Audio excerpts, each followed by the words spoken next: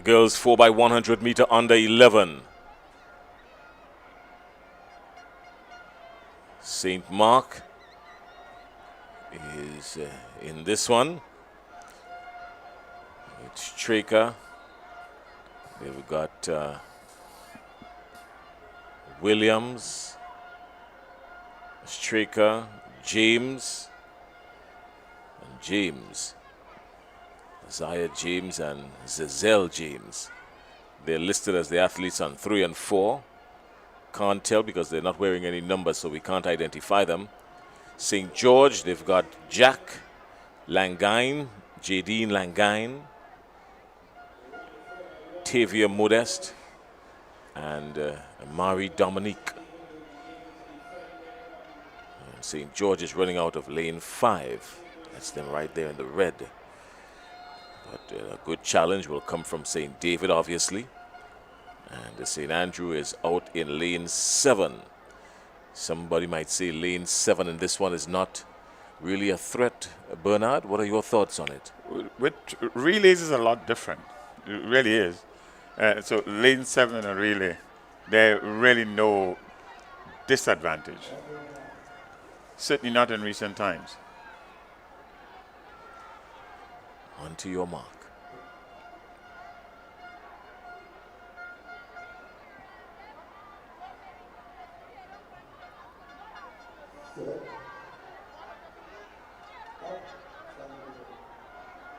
Just a little bit of jittering there.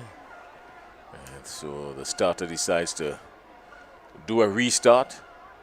The set position is supposed to be a very still position.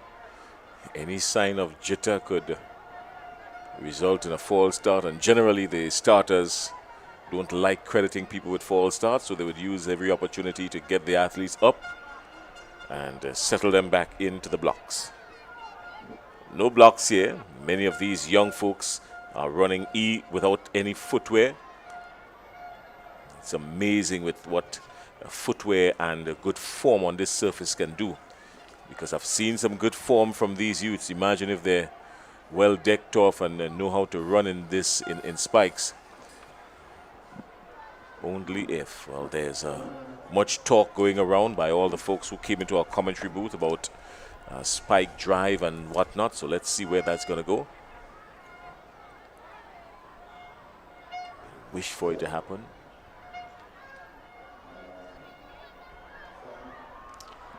It's too long. Anxious moments for everyone.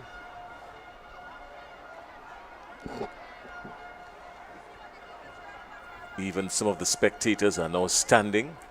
It's too much for them to sit. We know that St. Andrew is already gone. They've got points on reserve for 2025 already. So they're way ahead. In excess of 300 points ahead. No miracle could catch them now. God does any and everything. He's capable, but he's not going to go against his word.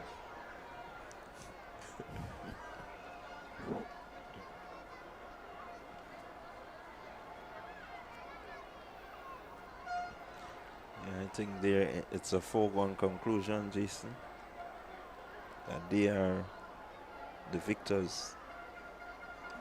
But you have to take your hats off. You really do reap what you sow.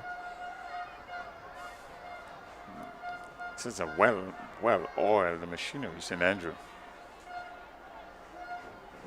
I quite agree.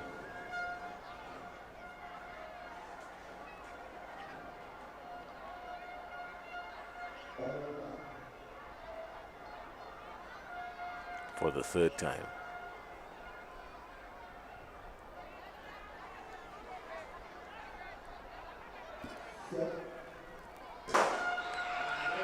Didn't keep them long at all. Didn't keep them long at all. Still pretty much even. Can't call it here. Still pretty much even. St. George is lacking. They're lagging behind. They're going to be caught. Yes, they've been caught by St. John. Still too early to call. Still too early. St. John picking up some good stagger on St. George. St. George pulling it back nicely. There's a lane infringement right there. It just happened. Whether or not that's going to be penalized, we're going to tell.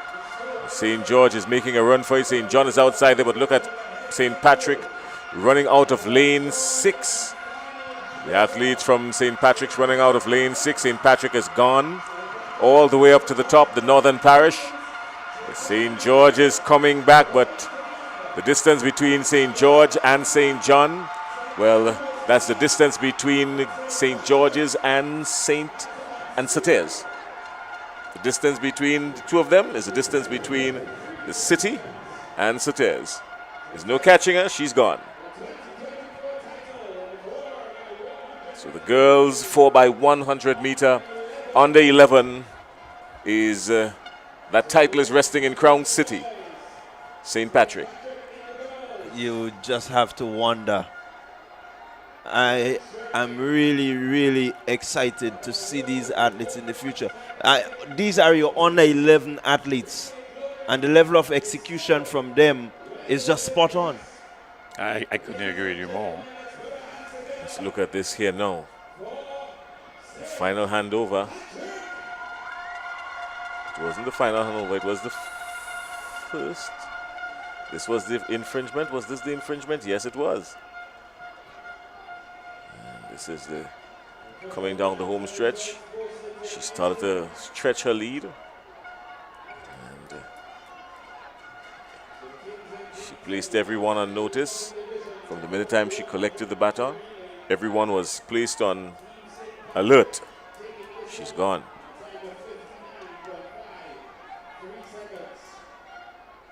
So St. Patrick winning in 59.53 in the 4x1, event number 70.